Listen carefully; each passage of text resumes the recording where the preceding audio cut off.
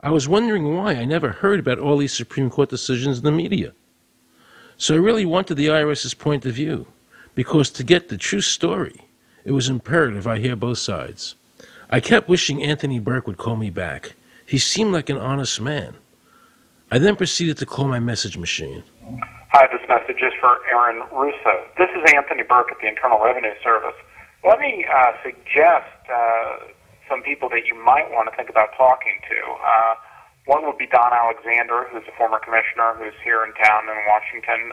Another would be Sheldon Cohen, who is both a former commissioner and former chief counsel. All those guys, I think, can answer your question about, where in the tax law it says that you have to pay taxes. Wow, good news, I thought. So I called Sheldon Cohen because he used to be the IRS commissioner. He wrote the tax code, and he was also general counsel to the IRS. He is a true expert, and I couldn't find a better person to answer my questions.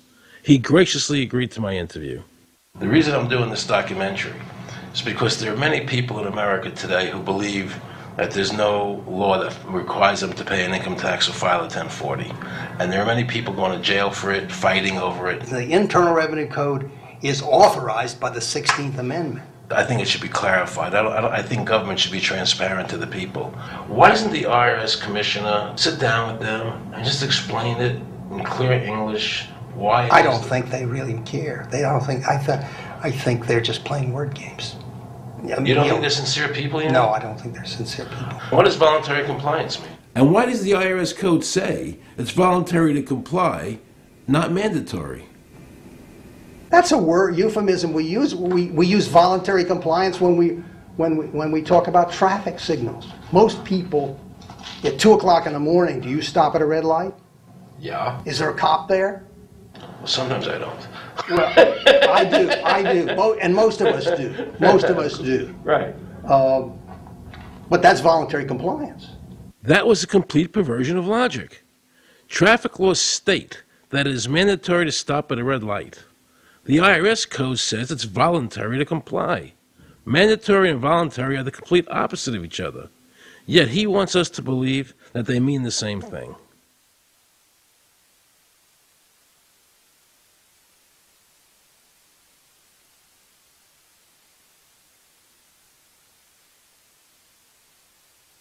So can the government criminally prosecute somebody of information put on their 1040? Yes. Right, so doesn't that violate the Fifth Amendment? No. But the Fifth Amendment says I don't have to do anything that incriminates myself. Well, it doesn't incriminate you to put your income down. But you said before I could be put in jail for it. The commissioner wants us to believe that although the IRS demands that you fill out the 1040 and you can go to jail for it, that they are not violating your Fifth Amendment rights of self-incrimination. That is absurd. Isn't it true that the word income is not defined anywhere in the Internal Revenue Code?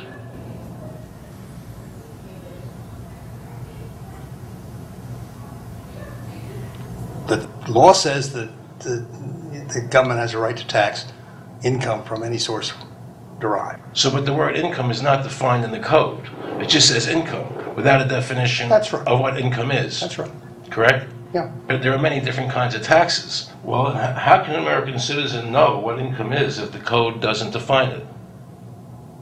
If they're paying an income Because tax... the courts have all defined it. Do you remember what constitutional attorney Edwin Vieira said? The definition of income in the Constitution was given in the Eisner versus Macomber case, and it turns on gains or profits that are made from some activity.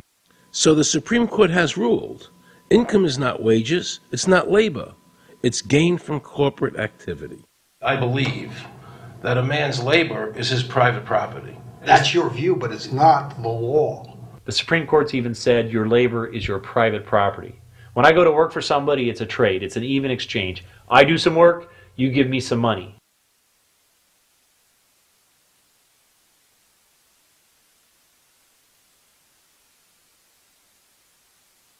In 1916, we had the Bruchaber case and the Stanton case. And the Bruchaber case and the Stanton case said that the 16th Amendment gave the government no new taxing power.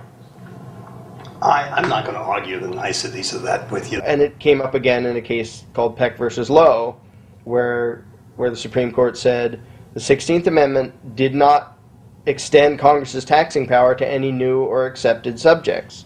In other words, if you weren't taxable before the 16th, you weren't taxable after the 16th. Today I interviewed a juror, okay, who sat on a case, and they found the person not guilty for lack of filing, okay? And I asked her why they found him not guilty. And she said because the IRS couldn't show us the law that made him liable to file a 1040. All they need to do, if there is a law, is to show us the law, which of course they never did. And the reason they didn't do it was why? Because there is no law. Title 26 requires you to file a return. But doesn't Title 26 have to be in compliance with the Supreme Court decisions? You're going to take a 1920 case and superimpose it on the whole Internal Revenue Code that was written after it? No, that's not. I can't believe what I just heard. Rewind. You're going to take a 1920 case and superimpose it on the whole Internal Revenue Code that was written after it? No, that's not. Remember he said earlier the Internal Revenue Code was authorized by the 16th Amendment? The Internal Revenue Code is authorized by the 16th Amendment. Remember, the Supreme Court said the 16th Amendment did not give the government any new taxing power. These decisions have never been overturned. Let's listen further. Can the lower courts overrule the Supreme Court? No. How are they putting people in jail today for not paying a tax on their labor when the Supreme Court said they don't have to? Doesn't the IRS code have to be in compliance with the Supreme Court? That's my big question. This is a waste of time. Well, because whatever I say, you're not going to believe. He's right. I don't believe him. And neither should you. He wants us to believe we should obey the IRS code, which is being enforced in violation of the many Supreme Court decisions. If the Supreme Court made a decision... Thank you, Aaron. I think we're finished. I'm sorry, Mr. Cohen, you're doing that. Well, I'm sorry that you constantly re-argue the point. You're liable because the law says that you're liable, and the courts say the law says you're liable, and that's why you're liable. You see, he's talking about the lower courts, who are not in compliance with the Supreme Court, as they have to be. Doesn't the court have to be in compliance with the Supreme Court? The Supreme Court has so held. Where?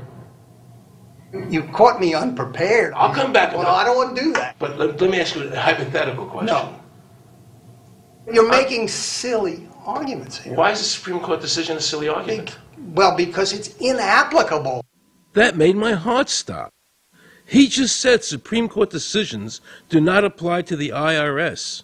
That's the behavior you would expect from a totalitarian country, maybe China or Russia or Cuba. Not from America. They're just making up the law as they go along. Now I knew the tax honesty movement was right. The IRS thrives on intimidation and fear, not by law. It's no different than a criminal protection racket, using force to extract your money from you. Then the former IRS commissioner, now working at a prestigious Washington law firm, threatens me. Watch. Aaron, you understand Yiddish. Gornisht helfen. For those of you who don't understand Yiddish, that means nothing will help you. Now it all became clear. I understood why the IRS wouldn't go on camera and talk about where the law was. I understood why all the senators I called refused to be interviewed. There is no law. And now you know what our political leaders and the courts have known for decades and have tried to cover up.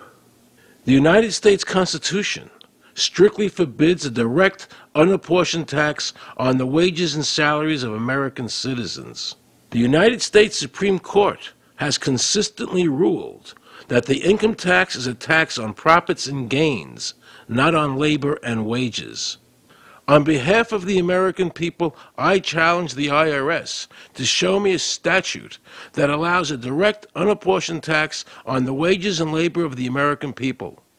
And if I'm wrong, I will give my most humble apologies to the IRS. If the IRS is wrong, and there is no law, then every person who's been jailed should be let out of jail immediately, and any assets seized should be returned to their rightful owners. If this is a nation of laws and a free country, then the IRS should show the law to the American people.